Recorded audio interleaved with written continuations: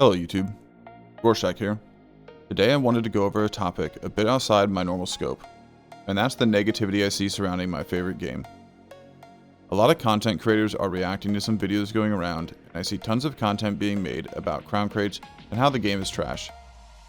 ElderScrollsOnline is by no means perfect, but as an avid MMO player for over 17 years, I can say it's by far my favorite game I have ever played, not just in the MMO category. I wanted to shed some light on why I love this game, what makes it so great, and hopefully open the eyes of some new players who have been seeing a bunch of negative content about our beloved game. Before I break it down, let me just give you some background on myself. I fell in love with Guild Wars 1 when I was a teenager. I used to go over to my friend's house after school and see him play on his super cool PC, while I dreamed of one day being able to play on my own account. A few months later, my mom got an offer at her work for a new computer.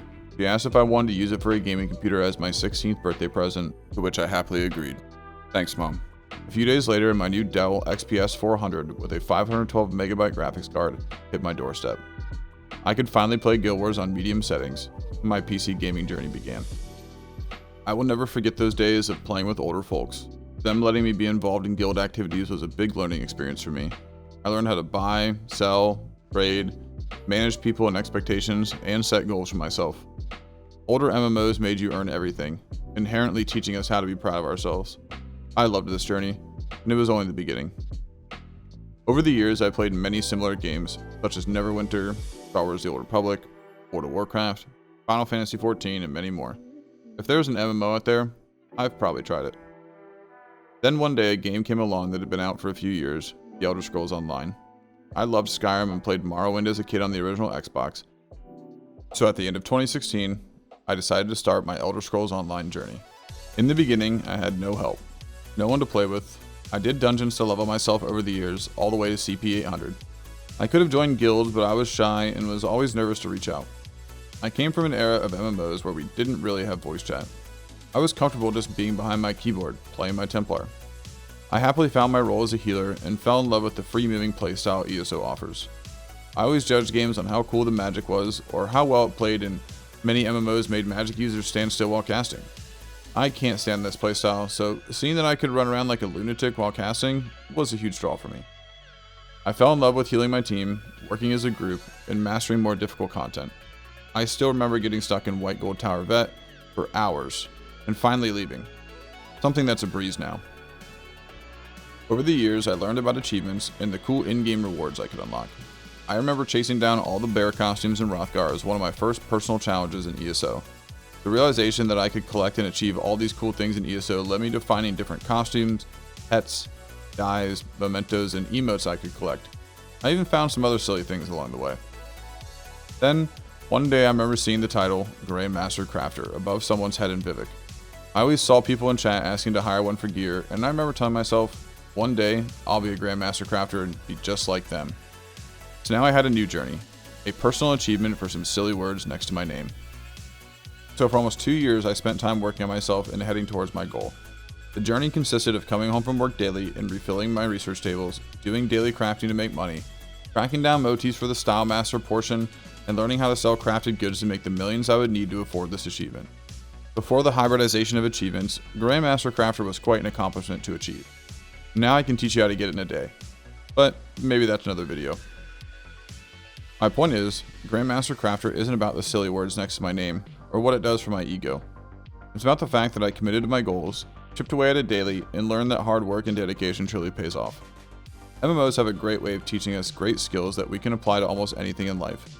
Show up, do a little every day, believe in yourself, and enjoy the journey. Life is short, enjoy the moments, not just the reward. The thing about MMOs like ESO is they are very self-driven and goal-oriented. Unless you find happiness in the journey, no amount of destinations will ever satisfy you.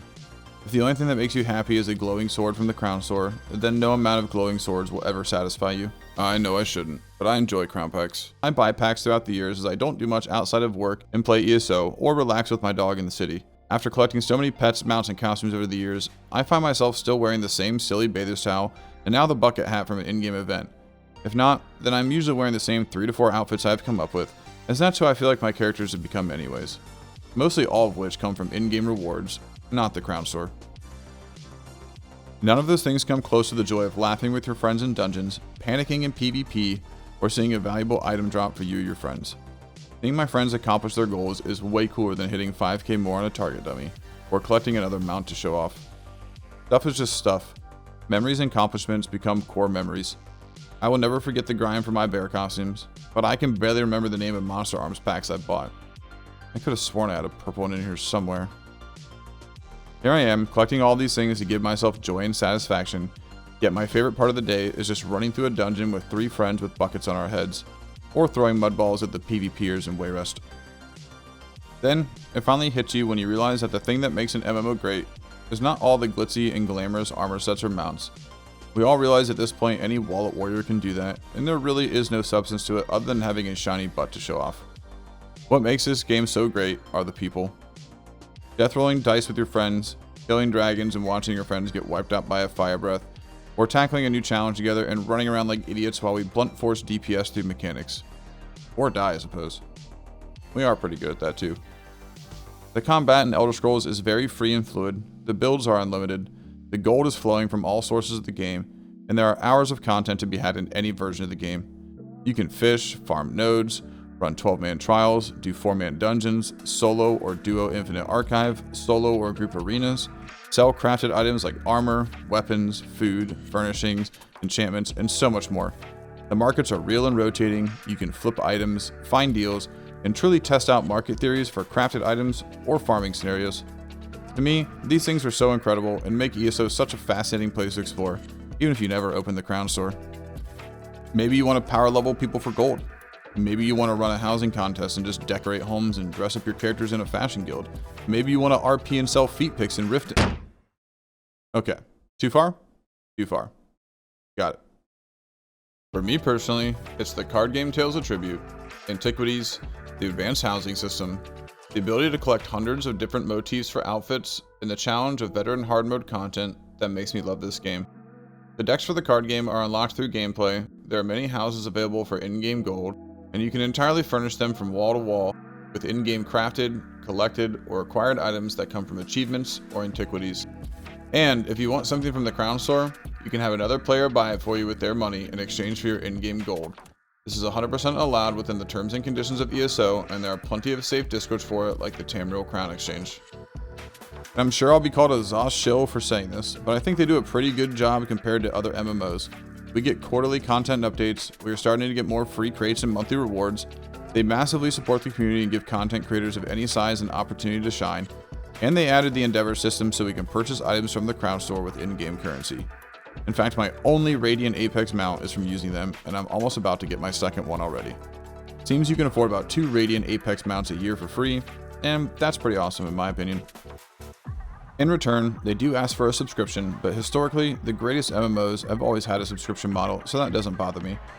We pay for Netflix, but complain when we get something this in-depth and interactive? That has never made much sense to me. The amount of work, technology, funding, and development these games take warrants that, in my opinion. I can't imagine what servers alone cost for a month for an MMO, let alone employing hundreds if not thousands of talented creators. There's also the option to keep playing even if your subscription runs out, and let's be honest, there are plenty of great things to do still, even in the $5 version of the game. Sure, the game is not perfect, there's much room to grow, and I could do an entire video on what I suggest could make the game more enjoyable. I have all sorts of ideas ranging from inventory containers, reworked guild functionalities, and PvP morphs that I would love to share and discuss with y'all. If that kind of video interests you, let me know and I can put it together. In summary, MMOs are what you make of them, not what you take from them. Find what you love to do in ESO and you'll fall in love with it. Criticize every damage number, change, and costume in the store, and you will likely miss out on years of enjoyment with your friends questing, doing difficult content, or creating some of the coolest houses you'll ever see in video games. I love ESO and always will. Some of my best friends in life now I met just standing next to the shrine in Vivek asking for help. Who knows, maybe I'll see you next to a shrine in Vivek one day, and we can go on an adventure checking out houses, slaying dragons, or getting hammered with the Undaunted. Either way, the most important piece of that puzzle is you. The best part of MMOs is you.